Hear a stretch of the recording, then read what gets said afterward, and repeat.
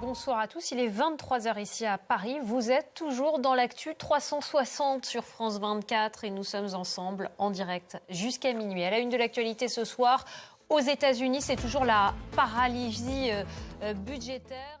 D'abord, on va prendre la direction des États-Unis où la paralysie budgétaire, je vous le disais, se poursuit depuis 37 jours maintenant. C'est un record.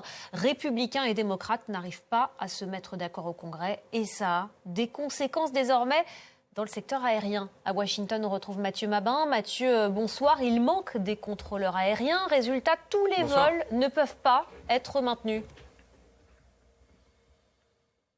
Merci beaucoup Mathieu Mabin en direct de Washington. Merci pour toutes ces explications autour de cette paralysie budgétaire aux États-Unis. La guerre en Ukraine maintenant. Les combats, ils se concentrent en ce moment à Pokrovsk, une petite ville du Donbass qui est considérée comme un verrou dans cette région. La situation là-bas est très difficile pour les soldats ukrainiens, mais l'armée dément tout encerclement, contrairement à ce qu'affirmait Moscou un petit peu plus tôt. Serine Bey.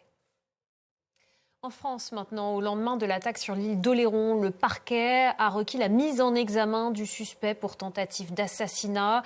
Il avait fauché volontairement, je vous le rappelle, 5 personnes. Ce trentenaire qui venait de se convertir à l'islam a évoqué des ordres d'Allah, mais il n'est pas lié à des organisations terroristes. Valérie Lerouge.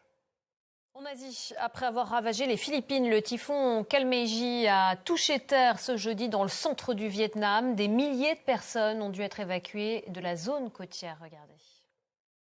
Allez, cette folle histoire à présent de 5 amis qui viennent de remporter la plus grosse cagnotte de l'histoire de l'euro-million. 250 millions d'euros, c'est du jamais vu. C'est une bande de copains de longue date. Ils ont joué ensemble l'été dernier. Gian Benzina et Marc Dana.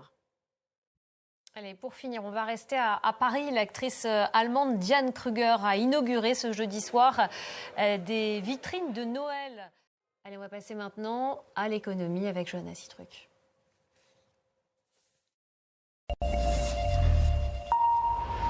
Johanna, bonsoir. Bonsoir à Claire, la une, à aujourd'hui, la colère des retraités en France. Ils ont manifesté ce jeudi contre la politique budgétaire du gouvernement. Oui, des rassemblements ont eu lieu à l'appel de plusieurs syndicats et associations. Voilà, c'était l'économie. Merci beaucoup, avec plaisir. Johanna Citruc. On va passer à Info Intox.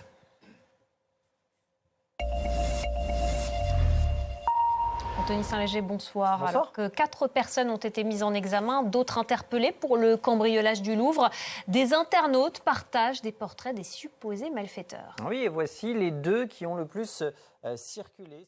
Merci beaucoup Anthony Saint-Léger, c'était Info Intox. Restez avec nous, l'actu 360 continue.